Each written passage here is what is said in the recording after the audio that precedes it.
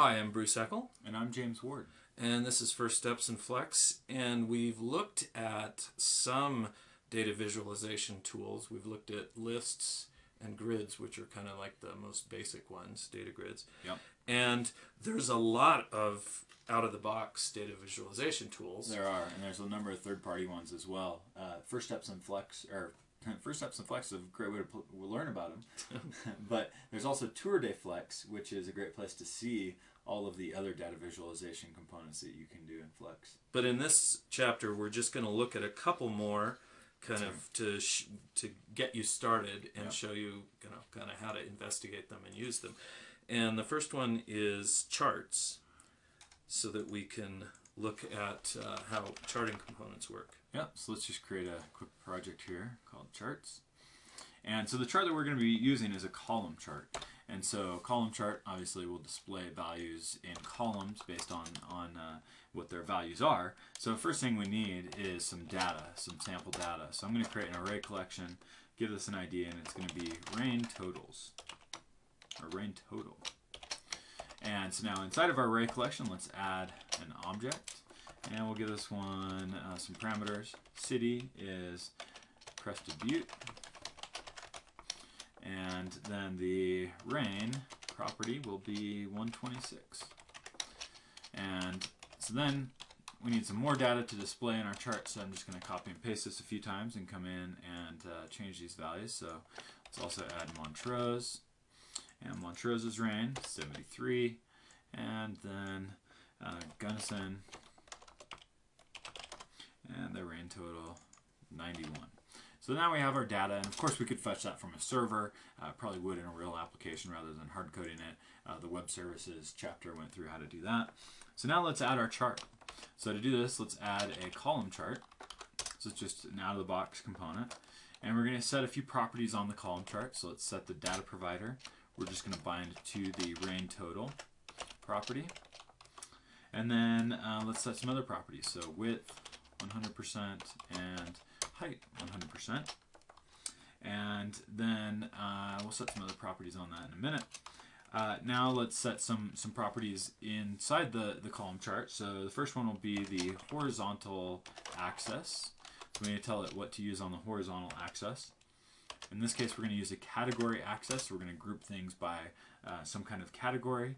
So we need to set the category field to be city. So city now, is, if you didn't do this, would it choose some kind of reasonable defaults, or do you have to put these in? We have to put these in. It doesn't know what to use on the axes if we don't. And so then we also need to specify how to determine its series. So we set the series property, and in this case we're going to use a column series. And display name will be rain totals. And then we need to tell it what its X field is. So the X field will determine the correlation between the data and the category in this case. And so that's going to be city. And then we also need to set the Y field. And that's going to be where we actually get the height of the column from. And that's going to be the rain property on our data. So let's save this now and give it a try. So here's our column chart. So that's great. We get the category axis on the horizontal axis, and those are the cities, and then we get the rain totals here on the y-axis by what was set in our series. We can also set a number of other parameters here to customize this chart. One of the cool ones is this property called show data tips. So show data tips, if we set that to true, and we come in and reload this, then when we mouse over these different items, we get these what are called data tips that show us the details for that particular item. And we can override the data tips and make those programmatic or whatever. But that's just the out-of-the-box data tips on this chart. Most of the charts have some kind of data tip when you mouse over the items in the chart. And so you could also make pie charts and line charts and things about the same. Yep, exactly. Okay. Yeah, I mean, if we wanted to change this to a pie chart instead of a column chart, we would just come in and change this to pie chart. We would also have to change the series to be like a pie series. We don't have an axis in a pie chart, so there'd be some other parameters that we'd have to set. But there's some great examples in Tour de Flex for how to set those different charts. But the point is, it's not that hard to have some fairly powerful charting tools. Exactly. Okay. Yep. And we can override fills and colors and all those sorts of things on these charts as well. We can set animations, so all sorts of great things we can do with the charts. Okay, so let's look at the advanced data grid. Sure. And show some fancy things to do with that. Yep, so the advanced data grid is an extension to the base data grid, and the advanced data grid allows us to do a number of things that we can't do in the just basic data grid. One of those is column groupings, so we can group columns together. We can do groupings in rows. We can do multi-column sorting. So there's a number of features in the advanced data grid, and so first, what we need is some sample data here. So what I'm going to do is create an array collection, give it an ID, we'll call it ski runs. And now let's give it some ski runs. So let's specify an object. Level is what we're going to group on, so the ski run level. And so the first one, let's make blue. And then let's give it the name of the ski run, which will be Teocalli. And then let's copy and paste that, and so we get some data here. So the second one we'll leave as a blue run, but we're going to make this one the horseshoe run. And then the third one will be the waterfall, and this one is going to be a black instead of a blue. And the fourth one will also be black, and that one will be Houston. So that's our sample data. So I actually don't think Houston is a black run. I think it's a green. Is it? But oh well, what the hell. So these are actually runs in Crested Butte. Okay. But may not have the right data there. Okay, so the first thing we need to do is we want in our data grid, our advanced data grid, to group this data, the rows together based on their level. And so to do that, what we set up is an extension to the array collection, which is a grouping collection. So we need to give this this grouping collection an ID. We'll call it grouped. And then we specify the source, so where it's going to get its data from. In this case, we bind to ski runs.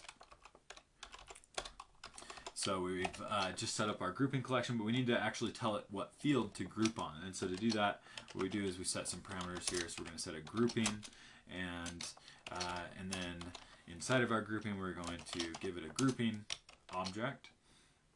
And then inside of the grouping, we're going to set a grouping field, and we're going to tell it the name of the field that we're grouping on, which in this case is level.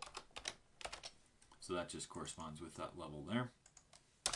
So now let's actually add our advanced data grid. So what I'm going to do is add the advanced data grid, and we're going to set the data provider on our advanced data grid now to be grouped.